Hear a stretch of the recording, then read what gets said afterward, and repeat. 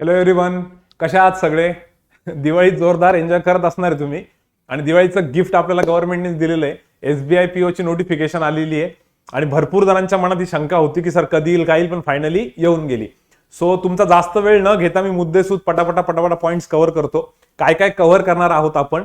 SBI पीओचं जे notification आलं त्यामध्ये काही थोड्याशा काही गोष्टी त्यांनी चेंज केल्या, थोड्याशा एक दोनच फक्त. बाकी तर नॉर्मल नोटिफिकेशन आहे. पण त्या एक दोन गोष्टी खूप फेवरमध्ये जात आहे काही जणांच्या, आणि काही जणांच्या थोड्याशा अगेन्स्ट मध्ये जात आहे. तर त्या आपण डिटेलमध्ये बघून घेऊ. त्याच्यानंतर नवीन बॅचचं मुलं म्हणताय, तर नवीन बॅच बद्दल पण मी तुम्हाला शॉर्टमध्ये एखाद्या मिनिटामध्ये शेवटी सांगून देईल. आणि त्यानंतर सर आता स्टडी प्लॅनचं कसं करावं, काय करावं, तर मागच्याच सोमवारी विकली टॉकमध्ये तुम्हाला डिटेलमध्ये सगळं सांगितलेलं आहे. बट स्टील आता या डेटनुसार थोडासा कमी टाइम स्पॅन भेटतोय. मग काय चेंजेस करायचे ते मी तुम्हाला पुढच्या विकली टॉकमध्ये डेफिनेटली सांगेल. पुढचा विकली टॉक म्हणजे 2 दिवसामध्ये सोमवारी. पण मुलांचं असं म्हणणं होतं की सर मग आता आम्ही घरी जाऊ की नको. काही मुलं अजून औरंगाबादलाच होते. मग सर आम्ही घरी आहोत तर आम्ही औरंगाबादला येऊन जाऊ का अभ्यासासाठी, किंवा आम्ही आमच्या ज्या कोणत्या ठिकाणी जायचं होतं आम्हाला रूम वगैरे करून तिकडे जाऊ का.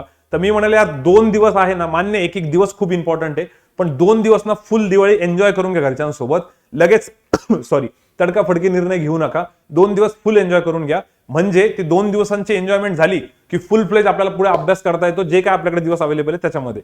पण असं नको व्हायला की सर नाही मला नाही एसबीआयचाच अभ्यास करायचा, तर मी लगेच उद्यापासूनच लागून जातो. त्या चक्करमध्ये दिवाळी पण एन्जॉय नाही करता येणार, व्यवस्थित प्रॉपरली अभ्यासही नाही होणार. मग पुढे परत रिग्रेट राहील की यार मी ते एन्जॉय करून घ्यायला पाहिजे होतं, किंवा फॅमिली सोबत टाइम स्पेंड करायला पाहिजे होता. एन्जॉय म्हणजेच थोडासा टाइम स्पेंड करा. थोडं 1-2 दिवस ऑफ घेतले तुम्ही आज आणि उद्या, तर काही जास्त बिघडणार नाही असं मला वाटतंय. सोमवारपासून फुल फ्लेज आपण स्टार्ट होऊ शकतो. तसंही भाऊबीजचा दिवस झाल्यानंतर तुम्ही मोकळेच असणार आहे. क्लिअर? सो तुमच्यासाठी आम्ही सेशन्स कसे घेणार आहे, काय घेणार आहे, हे पण मी विकली टॉकमध्ये हवं तर कव्हर करेल. पहिले एकदा हे क्लिअर करून देतो आणि अजून काही पॉईंट्स असतील तर सांगतो. हा रेकॉर्डेड सेशन घेतोय, मात्र आम्ही लाईव्ह नाही घेते, कारण मुलं सध्या एन्जॉय करत असतील, त्यांना फार काही डिस्टर्ब करायची मला इच्छा नव्हती. बट जर तुम्हाला वाटतंय की नाही यार आपल्याला त्याच एनर्जीने परत अभ्यास करायचा आहे आणि पुढच्या 2 दिवसानंतर मला हे मेंबर्स माझ्या सोबत पाहिजे, तर त्यांना हा व्हिडिओची लिंक पाठवून द्या की बाबा 2 दिवसानंतर आपल्याला असा अभ्यास करायचा आहे, किंवा आपल्याला अभ्यास करायचा आहे एसबीआय पीओचा, तर 2 दिवस मजा करून घ्या म्हणा. सरांनी असं सांगितलेलं आहे, जे काही तुम्हाला आवडतं आपलं ते. ठीक आहे, तर चला एसबीआय पीओच्या नोटिफिकेशन बद्दल पहिले बघून घेऊ. ऍप्लिकेशनची जी विंडो आहे ती एक्झॅक्टली उद्यापासून चालू होती. 14 तारखेपासून ऍप्लिकेशन चालू होतंय, जे की 4 डिसेंबर पर्यंत आहे. बट याच्यामध्ये काही महत्वाचे पॉईंट मध्ये मध्ये पुश करत राहील. तो म्हणजे शेवटच्या डेट पर्यंत थांबू नका. जर इथं 14 तारीख आहे, तुम्ही असं नाही म्हणते की उद्याच्या उद्या फॉर्म भरा, पण 2-3 दिवसानंतर जशी दिवाळी संपते लगेच फॉर्म भरायला चालू करून द्या. लवकरात लवकर भरा, कारण तुम्हाला माहिती आहे की शेवटी जर फॉर्म भरला तर भरपूर इश्यूज येतात टेक्निकल वगैरे, किंवा पेमेंट होत नाही बऱ्याच वेळेस, आणि बऱ्याच जणांचं 2-2, 3-3 वेळेस पेमेंट करावं लागतं. मग बऱ्याच वेळेस काही वेळेस पेमेंटचे परत पैसे लटकून जातात. काही इंटरनेट कॅफेवाल्यांकडनं गडबड होतं, काही जणांकडे नेटचा इश्यू असतो. त्यामुळे सो पेमेंटच्या साठी तुम्ही शेवटी जाऊच नका. जितक्या लवकर होईल तितक्या लवकर फॉर्म भरा, या दिवाळीनंतर समजा 1-2 दिवसानंतर. क्लिअर? त्याच्यामध्ये अजून एक पॉईंट, फॉर्म भरताना फोटोग्राफ आणि सिग्नेचर बद्दल मी शेवटी सांगणार आहे. स्पेसिफिकली एसबीआयलाच हा जास्त प्रॉब्लेम येतो. एसबीआय पीओ असो किंवा एसबीआय क्लर्कला, दरवर्षी एसबीआय पीओ आणि एसबीआय क्लर्कला भरपूर जणांचे फॉर्म रिजेक्ट होता, आणि त्यांनी ऍप्लिकेशन मध्ये पण तसं बोल्ड मध्ये दिलेले, ते मी तुम्हाला पुढे सांगणारच आहे. बट माझं म्हणणं आहे की ते अवॉइड करण्यासाठी ही जी डेट आहे ना, थोडंसं लवकर भरा. एक 16, 17, 18 तारखेपर्यंत फॉर्म भरून लवकरात लवकर मोकळवा, म्हणजे तुम्हाला टेन्शन नाही राहणार. त्यानंतर प्रीची जी एक्झाम डेट आहे ती 31 डिसेंबर आणि 2, 4, 5 जानेवारी असे 4 डेट त्यांनी ठेवलेले आहे. आता नेमकं इथे काही एक्झाम क्लॅश होत आहेत. आरआरबी पीओची क्लॅश होऊ लागली आहे असं काही जणांचं म्हणणं आहे. याच्या आधी पण असं झालं होतं की एकाच दिवशी 2 एक्झाम होत्या, बट याच्या आधी पण झालेलं आहे. बट त्यांनी कसं केलं होतं, ज्यांची मेन्स आहे ना त्यांची त्या दिवशी प्री नव्हती ठेवली, त्यांना नंतरच्या शिफ्टमध्ये प्री दिली होती. त्यामुळे आता पण तसंच होईल. जरी इथे आरआरबी पीओची प्री आली, आरआरबी पीओची मेन्स आली, तरी पण मेन्स वाल्यांचा पेपर इथे होईल, आणि बाकी ज्यांचा एसबीआय पीओ प्री आहे आणि ज्यांची मेन्स पण आहे त्यांना पुढची डेट देतील. ते त्यांच्याकडे तेवढं रेकॉर्ड असतं, त्यांच्या हिशोबाने मॅनेज करतील. तर तुमचा हेडॅक नाहीये. हा, त्याच्यासाठी सर मग स्टडी प्लॅन कसा करावा वगैरे वगैरे ते मी तुम्हाला सोमवारच्या सेशनमध्ये सगळं डिटेलमध्ये सांगतो. पहिला हा पॉईंट क्लिअर. सो शक्यतो आपण डिसेंबर जाऊ द्या, 1 जानेवारीच पकडू, म्हणजे डिसेंबर आपल्याकडे पूर्ण आहे आणि नोव्हेंबरचे एक 14-15 दिवस आहे, म्हणजे 45 दिवसामध्ये तुमचे प्रीचा पेपर आहे. आणि यावेळी मेन्सची जी डेट आहे ना त्याच्यामध्ये जास्त गॅप नाही, बघा नीट बघा. 5 तारीख आणि ही 29 तारीख म्हणजे हार्डली 25 दिवसांचा किंवा 24 दिवसांचाच गॅप आहे. त्याच्यामुळे साईड बाय साईड तुम्हाला मेन्सचाही अभ्यास आतापासून चालू ठेवावा लागेल असं म्हणायला हरकत नाही, कारण एवढ्या स्पॅनमध्ये जास्त मेन्सचा अभ्यास होणार नाही. बट हॅव्हिंग सेड दिस, मला अजून एकदा क्लिअर करायचंय की प्रीचा जो मागच्या वेळेसचा कट ऑफ होता तो खूप वरती गेलेला होता.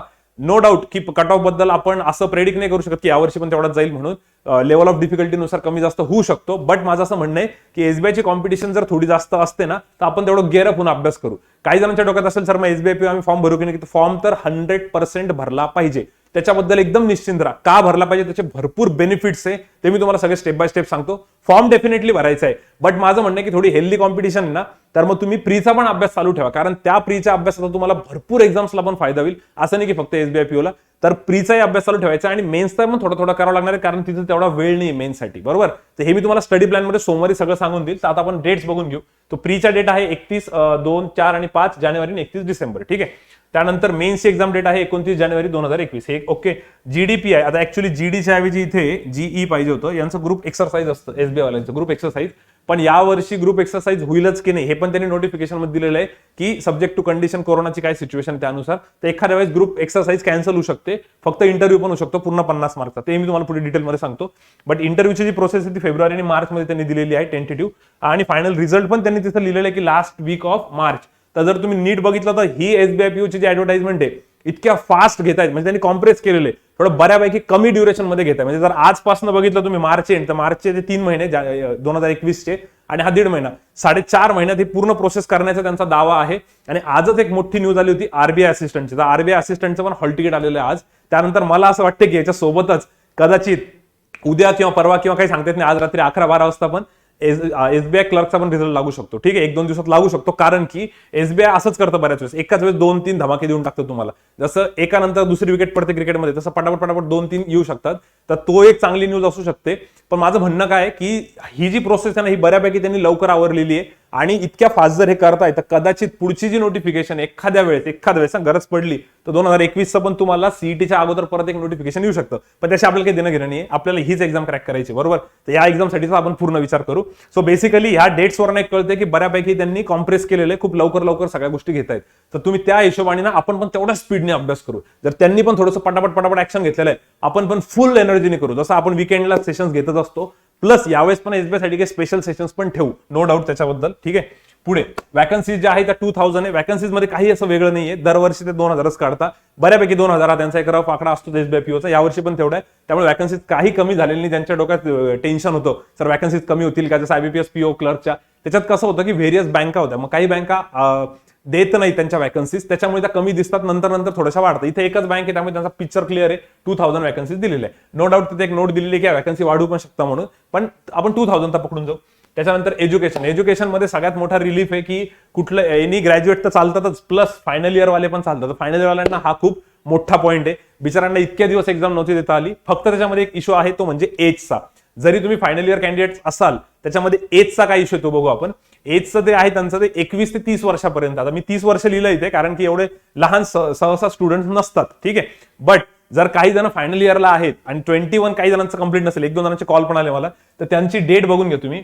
तुमचा जो बर्थ आहे, डेट ऑफ बर्थ, ती 2/4/1990च्या पुढे पाहिजे, ठीक आहे. ही किंवा याच्या पुढे पाहिजे, ही पण इन्क्लुडेड आहे.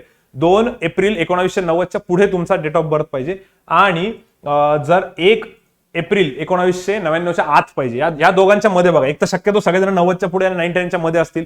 जे कोणी 1990 ही जर इयर असेल तुमचं, तर त्यात बघा 2 एप्रिलच्या पुढे पाहिजे तुम्ही. 2 एप्रिलच्या मागे असेल तर तुम्ही एज बार आहे, आणि 1 एप्रिलच्या आत पाहिजे, ठीक आहे, 1999 मध्ये. सो बेसिकली हे सगळं जनरल आणि ओबीसी कॅटेगरीसाठी आहे, आणि ईडब्ल्यूएस साठी पण असणार आहे, क्लिअर. त्यानंतर सॉरी, हे जनरल आणि ओपन लिहिलं मी, ईडब्ल्यूएस नाही, सॉरी ओबीसी नाही. ओबीसी साठी 33 आहे, 3 वर्षाचा, तो सगळ्यांना माहिती आहे नॉर्मल, आणि एससी एसटी साठी 5 वर्षांचं, बरोबर. पीडब्ल्यूडी साठी त्यापेक्षा जास्त असतं, पण ते काही लिहिलं नाही मी, त्या मुलांना सगळ्यांना माहिती असतं. सो बेसिकली इथे एक ऍडव्हान्टेज काय आहे डेटचा, सगळ्यात मोठा कोणता, हा बघा, हा नीट बघा. तुमचं हे जे एज आहे ते आज नाही मॅटर करत आहे, हे मॅटर करते 1 एप्रिल 2020ला. हा सगळ्यात मोठा प्लस पॉईंट आहे ऍडव्हर्टाइजमेंटचा, जो मी तुम्हाला सुरुवातीला बोललो होतो. कारण भरपूर मुलं होते की या कोरोनाच्या काळामध्ये ते म्हणतो की सर आमचं एज कंप्लीट होते, आम्ही एज बार होतोय, आमच्यासाठी एक्सटेन्शन करून देतील का. तर त्यांनी काय केलेलं आहे, ज्यावेळेस एसबीआयची ऍड येते, युजली 1 एप्रिललाच येते बघा, तर 1 एप्रिलच्या आसपासच येते, एप्रिलमध्ये. तर 1 एप्रिल ही डेट ठेवली. त्यामुळे तुमचं जे वय आहे ते तुम्हाला कधी कॅल्क्युलेट करायचंय, ऍज ऑन 1 एप्रिल 2020. 2020 1 एप्रिलला तुमचं हे वय आलेलं पाहिजे, याच्यामध्ये पाहिजे कुठेतरी, ठीक आहे. तुमचं वय 25, 26, 27 असेल तर मग तर ग्रीनच सिग्नल आहे. हायएस्ट 30 आहे आणि मिनिमम 21 आहे, क्लिअर. तर हा एक सगळ्यात मोठा महत्वाचा पॉईंट आहे, हा मला वाटतं. याच्यामुळे भरपूर जणांना रिलीफ भेटेल.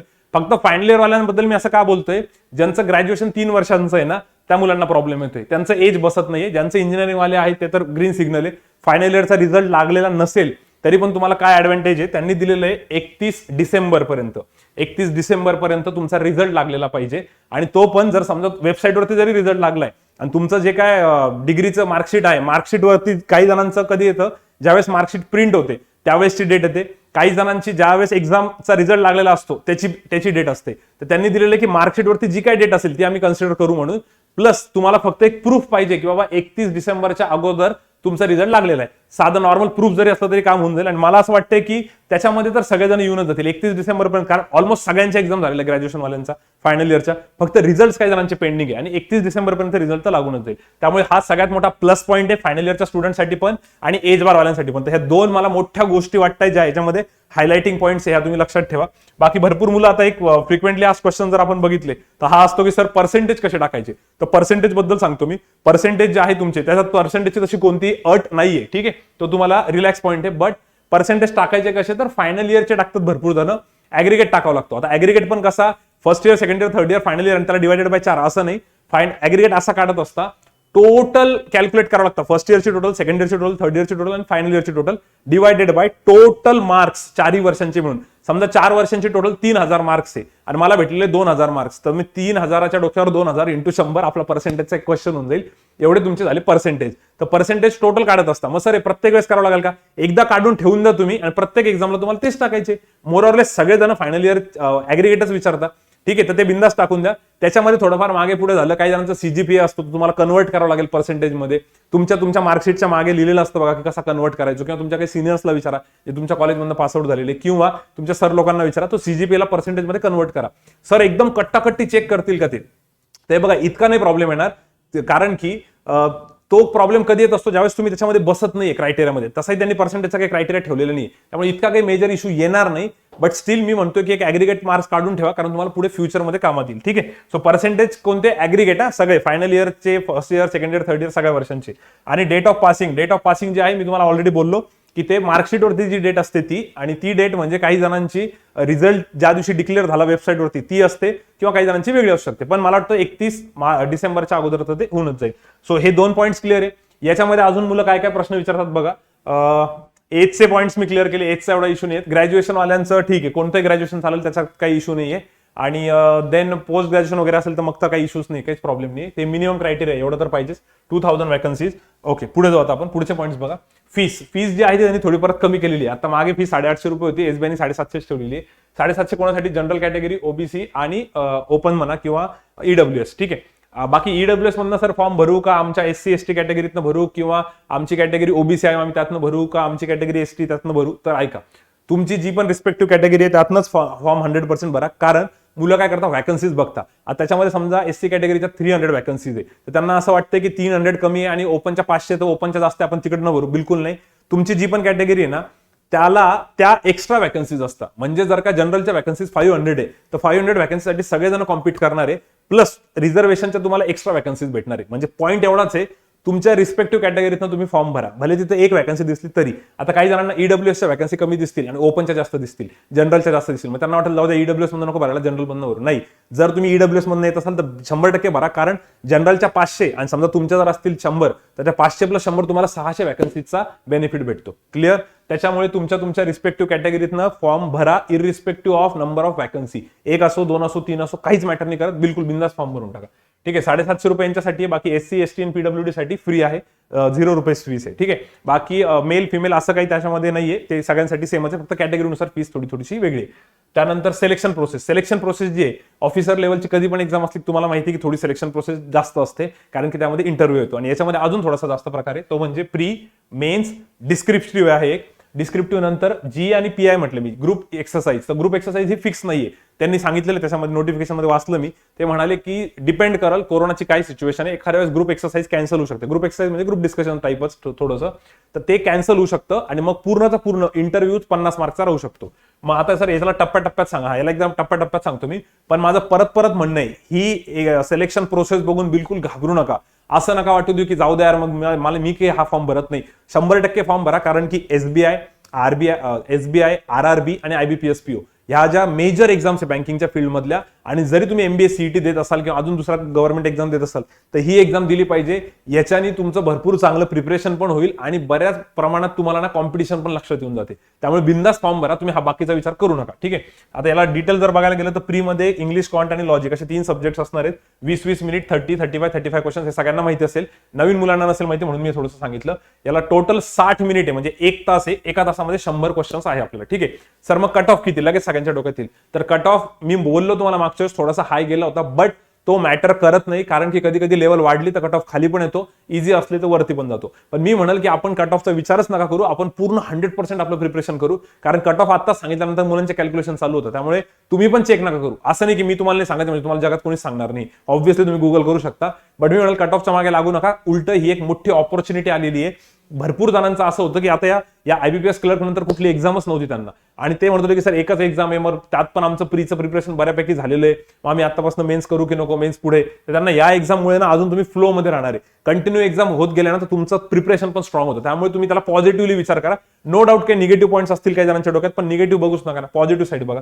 सो 1 तास आणि किती 100 क्वेश्चन्स आहे, हे प्रीला आहे. मेन्सला जे आहे त्याच्यामध्ये फक्त बघा ग्रीन दाखलेलं मी ते जीके जनरल अवेअरनेस जो आहे तो एक नवीन सब्जेक्ट ऍड होतो. खरं तर हे सब्जेक्टचं नाव असे नसतात, क्वांटचं नाव डेटा अनालिसिस असतं आणि इंटरप्रिटेशन असतं, बट मी सगळ्यांना सोपं समजावं म्हणून तिथे क्वांट QA लिहिलेले. LR लॉजिकल रिझनिंग नसतं नाव, रिझनिंग असतं, आणि मेन्समध्ये रिझनिंग अँड कम्प्युटर पण आलेलं असतं. ठीक आहे. तर कम्प्युटरचा त्यात एकही क्वेश्चन नसतो जनरली. जो काय कम्प्युटरचा क्वेश्चन आहे तो आपलं मशीन इनपुट आउटपुट तुम्ही समजू शकता, ते तुम्हाला सर सांगतील किंवा आम्ही विकली डॉकमध्ये एक्सप्लेन करू. बेसिकली मला एवढं सांगायचं की प्री मध्ये 3 सब्जेक्ट्स आहे आणि मेन्समध्ये 4 सब्जेक्ट आहे. एक चौथा सब्जेक्ट GA काय आहे तर जनरल अवेअरनेस. मग त्याच्यामध्ये बँकिंगच्याही टर्मिनॉलॉजी असतं, काही इकॉनॉमिक्सच्याही टर्मिनॉलॉजी असतं, फायनान्स रिलेटेड पण असतं. हे सगळं कसं प्रिपेअर करायचं काय हे ऑलरेडी विकली डॉकमध्ये सांगितलेलं आहे. परत पुढच्या विकली डॉकमध्ये मी हवं तर रिपीट करून देईल. पण सांगायचा उद्देश एवढाच आहे की इकडे 3 सब्जेक्ट्स, इकडे 4 आहे, एक सब्जेक्ट ऍड होतोय, आणि या सब्जेक्टचं आत्तापासून हळूहळू थोडं प्रिपरेशन करावं लागेल. कारण की जानेवारीमध्ये तुम्ही बघितलं की तुम्हाला टाइम खूप कमी मेनसाठीचा, त्यामुळे आत्तापासून जीकेचं पण थोडं चालू ठेवावं. हे ऑलरेडी मी सोमवारच्या विकली टॉकमध्ये सांगितलंय. त्याच्या डिस्क्रिप्शनमध्ये मी लिंक टाकून देतो. ज्यांना आत्ताच ऐकायचंय की त्यात कसं कसं असतं ते सगळं मी तुम्हाला डिस्क्रिप्शनमध्ये टाकून देतो. क्लिअर. त्याच्यानंतर मेन्समध्ये मात्र थोडं वेगवेगळं आहे. याच्यामध्ये बघा 35 क्वेश्चन आहे इंग्लिशचे, 35 क्वेश्चन आहे मॅथ्सचे, लॉजिकचे आहे 45 आणि जीकेचे आहे 40. जीके आणि इंग्लिश जर बघितलं तर हे ठीक आहे, 40 मिनिट्स 40 क्वेश्चन्स 40 मार्क्स वगैरे वगैरे आहे. 40 क्वेश्चन्स नाही, 40 मिनिट्स 40 मार्क्स, 40 मिनिट्स 40 मार्क्स, हे ओके. बट सगळ्यात डिसायडर जे आहे ते तर तुम्ही नीट बघितले रेड मध्ये दिलेले बघा. तुम्ही क्वांट आणि एलआरचे मार्क्स बघा, क्वांट आणि एलआरचे मार्क्स 60 आहे. नो डाऊट SBI ला सेक्शनल कट ऑफ नसतो, तुमचा फक्त एक overall cut off clear consider केला जातो. त्यामुळे भरपूर जण खुश होऊन जातात की चला सर माझं समजा मॅथ्स वीक आहे तर सेक्शनल कट ऑफचं टेन्शन नाही मला, किंवा माझं इंग्लिश वीक आहे तर मला सेक्शनल कट ऑफचं टेन्शन नाही. हो, नो डाऊट हा चांगला पॉईंट आहे, but at the same time overall cut off साठी तर तुम्हाला त्या सेक्शनचा तेवढा इम्पॉर्टन्स द्यावा लागेल ना. त्याच्यामुळे तुम्ही सगळे सब्जेक्ट्स इक्वली ट्रीट करा, पण स्पेसिफिकली मेन्ससाठी क्वांट आणि लॉजिकचं वेटेज बघा किती जास्त आहे, 60 मार्क्स आहे. त्यामुळे याची तयारी मात्र करावं लागणार आहे. आणि नो डाऊट त्याच्या तयारीसाठी आम्ही सगळे आहोत इथे. आम्ही तुमच्यासाठी एक्स्ट्रा सेशन्स पण घेऊन येणार आहे पुढच्या 1.5 महिन्यासाठी, त्याबद्दल निश्चिंत राहा. हे क्लिअर. त्यानंतर आता आपण जो पुढे डिस्क्रिप्टिव्हचा पार्ट मॅडम घेतील, आणि मला वाटतं याच वीकमध्ये मॅडम घेणार होत्या दिवाळीच्या अगोदर, लास्ट जी आपली ऑनलाईन बॅच चालू त्यांचा, आणि ऑफलाईन वाल्यांचा तर ऑलरेडी घेतलेला पण आहे. तुम्ही त्याची पण हळूहळू तयारी करा. त्यात पण तुम्ही आता घरी असताना कशी तयारी करू शकता याच्यासाठी मॅडम एखाद्या विकली टॉकमध्ये डिस्क्रिप्टिव्ह बद्दल पण सांगतील, म्हणजे आत्तापासून चालू केले त्याचा फायदा होऊन जाईल. आणि नो डाऊट त्याचा फायदा तुम्हाला इकडे पण होऊन जातो मेन एक्झामला. ठीक आहे. हे मॅमचा डिपार्टमेंट मॅम सांगतील. जनरल ग्रुप डिस्कशन आणि ग्रुप डिस्कशन आणि ग्रुप एक्सरसाइज हा जो प्रकार होता याच्यातला, SBI साठी ग्रुप एक्सरसाइज असते, तर हा फिक्स नाहीये. बट स्टील आपण इतक्या वर्षांपासून जरी क्लासमध्ये घेतोच आहे, आणि ऑनलाईन पण मॅडमने आता ICICI आणि ऍक्सिस मुलांसाठी घेतलं होतं, तुमच्यासाठी पण घेतील, तुम्ही त्याबद्दल निश्चिंत राहा. ठीक आहे. त्यानंतर पर्सनल इंटरव्ह्यू पण आपण ऑनलाईन कंडक्ट करू शकतो, त्याचा काही इश्यू नाहीये. हा झाला तुमचा एक्झाम प्रोसेसचा पूर्ण सिलेक्शन प्रोसेसचा पॅटर्न. आता पुढे जाऊया, फीसचा पण क्लिअर आहे. त्याच्यानंतर ऑनलाईन ऍप्लिकेशन जे आहे तुमचं ते आठवणीने सेव्ह करायला विसरू नका. ठीक आहे. सेव्ह करा ते कंपल्सरी, त्याची हवं तर प्रिंटआउट काढून ठेवा. कारण भरपूर वेळेस असं होतं की एखाद्याचं हॉल तिकीट जनरेट होत नाही, मग तो एखादा मेल करतो IBPS म्हणतो की तुम्ही ऍप्लिकेशन फॉर्मची प्रिंटआउट द्या, आम्हाला डिटेल्स द्या, जर काही प्रॉब्लेम असेल तर आम्ही तुमचं जनरेट करून परत देऊन टाकतो. बऱ्याच वेळेस असं होतं, मी नेहमी हे एक्झाम्पल देतो आदित्य वाघमारेचं. त्याच्याकडे ऍप्लिकेशन फॉर्मची प्रिंटआउट त्यांनी सेव्ह नव्हती केलेली, त्याच्याकडे कुठलाच डेटा नव्हता, आणि त्याचा त्यावेळेस हॉल तिकीट जनरेट झालं नाही LIC असिस्टंटचं, आणि त्याला ती एक्झाम देता नाही आली. तर तसा तुमचा प्रॉब्लेम नको व्हायला, त्यामुळे फॉर्म सेव्ह करून ठेवा. नशीब चांगलं की त्याचा RRBPOचं सिलेक्शन झालेलं होतं, ग्रामीण बँकेत ऑफिसर होता तो, म्हणून त्याला प्रॉब्लेम नाही आला. पण तुम्हाला प्रॉब्लेम जर चुकून आला तर जो काय तुम्ही फॉर्म भरताय ना, तो सगळ्यात शेवटी एक ऑप्शन असतं त्याला सेव्ह करा म्हणून. बऱ्याच वेळेस बघा आपण एखादं पेमेंट करतो ऑनलाईन, त्यावेळेस ते काय म्हणतात स्क्रीनशॉट काढून घ्या किंवा सेव्ह करा, तसं याला सेव्ह करून ठेवायचं, हे फ्युचरमध्ये तुम्हाला कामात येईल. त्याच्यानंतर ह्या ज्या दोन गोष्टी याला थोडंसं सिरियसली घ्या, कारण एसबीआय पीओ आणि एसबीआय क्लर्कला असं दरवर्षी बघतो, मी स्वतः एक्झाम देतो, मी स्वतः एक्झाम सेंटरवरती जातो, तर तिथे दरवर्षी असं होतं, आपल्या क्लासचा स्टुडंट असतो किंवा बाहेरच्या क्लासचे पण, ते म्हणतात की सर तुम्ही त्यांना बोलून बघा काही होईल का, माझा ना फोटो त्याच्यावर नीट आलेला नाही किंवा माझी सिग्नेचरच त्या रजिस्टरमध्येच माझी सिग्नेचर नाहीये, माझा फॉर्म व्यवस्थित सबमिट झाला होता, माझा फॉर्म हॉल तिकीट पण आलेलं आहे माझं, पण सर इथं सिग्नेचरच नाही, काय करायचं. तर ते कशामुळे होतं, सिग्नेचर भरपूर वेळेस तुमची ना तेवढी क्लिअर नसते, बरोबर. आणि तिथं मी असो किंवा कोणी असो, ते त्यांच्याशी कोणीच डोकं नाही लावू शकत, कारण तिथे एसबीआयचे ऑफिसर लोक आलेले असतात, ते म्हणतात की हा रूल आहे. आणि त्यांनी जर नोटिफिकेशन तुम्ही नीट बघितलं, 4च पेजेसचं नोटिफिकेशन आहे, मी तर म्हणतो 10-15 मिनिटं देऊन नंतर एकदा ते बघूनच घ्या. त्याच्यामध्ये लास्ट पेजला त्यांनी एकदम बोल्ड मध्ये पण दिलेले की या गोष्टी तुम्ही किती केअरफुली केल्या पाहिजे. तर एक एक पॉईंट बघू आपण. फोटोग्राफ जो आहे तुमचा तो रिसेंट फोटोग्राफ ठेवा. भरपूर वेळेस काय होतं, फोटोग्राफ पण मॅच होत नाही किंवा अपलोड करताना थोडासा इश्यू येतो. आता भरपूर मुलं एकाच फोटोग्राफवरतून 2-2, 3-3 वर्षापासून फॉर्म भरताय. मी म्हणाल यार दिवाळीचा पिरियड आहे, थोडा स्माइल देऊन एक फोटो काढून घ्या व्यवस्थित आणि रिसेंट फोटो ठेवा. त्यात मला परवाच्या दिवशी एकाचा फोन आला होता, कोणता तरी फॉर्म भरतो होतो, तो सर माझा चष्मा आहे तर ते अलाउड आहे का. तर यार एवढ्या सगळ्या गोष्टी मी तर नाही बघितल्या चष्म्याचा वगैरे इश्यू, पण मी म्हणतो की होईल तेवढं विदाऊट स्पेक थोडासा चांगला प्रॉपर फोटो काढा, रिसेंट फोटो काढा आणि त्याची साईज जी आहे ती 20 ते 50 KB पर्यंत पाहिजे. ठीक आहे, याला स्कॅन करावं लागणार आहे, तुम्हाला नसेल जमत तर नेट कॅफेवाला करून देईल.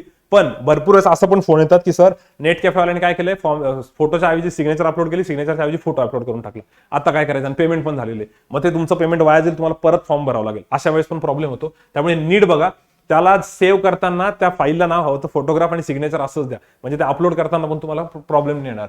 सो फोटोचे रिसेंट फोटो ठेवा शक्यतो. आणि मी परत सांगतो, काही जुन्या मुलांना असं वाटेल सर आम्ही एक्सपर्ट याच्यातले, आम्हाला सगळ्या गोष्टी माहिती आहे, फोटोचं सायन्सचं तुम्ही एवढं सांगू नका.